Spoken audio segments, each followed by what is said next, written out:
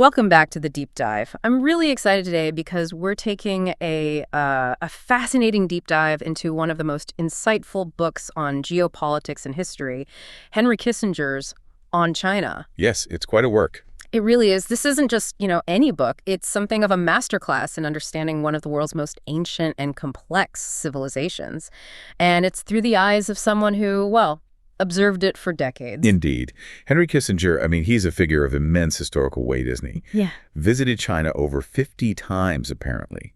Engaged with 4 generations of its leaders. 50 times. And his mission in this book, as he puts it, is to explain the unique conceptual framework through which the Chinese approach issues of peace, war, international order, that sort of thing. And he contrasts this deeply ingrained Chinese approach with the more pragmatic, often, case-by-case American method. Right. The insights are crucial because these divergent conclusions, they aren't arbitrary. They stem from fundamentally different histories and cultures. Understanding these distinctions is, well, I think it's absolutely vital for anyone wanting to grasp China's burgeoning role in the 21st century. Absolutely. Whether you always agree with the Chinese perspective or not, understanding it is critical. So for you, the listener, we're going to try and unpack this entire book, chapter by chapter. We'll pull out the most important nuggets of knowledge and insight we can find. Yeah, think of it as maybe your shortcut to being truly well-informed about the foundational ideas that have shaped China.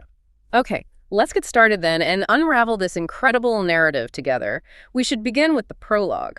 It opens with an anecdote that really sets the stage for China's unique character, doesn't it? It absolutely does. Yeah.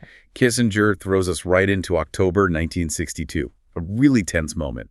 China's revolutionary leader, Mao Zedong, gathered his top brass, military political commanders. What was the issue? A border standoff with India in the Himalayas. But what's striking, truly striking, is how Mao, facing this very modern geopolitical crisis, chose to lead the discussion by referencing strategic principles from an event, a millennium prior. 1,000 years before. Think about that for a second. Yeah. In almost any other country, a modern leader wouldn't confidently expect his colleagues to, even grasp the significance of such ancient allusions. Exactly. This immediately highlights China's singular identity, an unbroken, continuous civilization deeply connected to its ancient past and its classical principles of strategy. It truly is. This is a society that has persistently held on to and, importantly, persuaded its neighbors to acquiesce in an elevated conception of its own world role for an incredibly long time, through countless historical ups and downs. Right.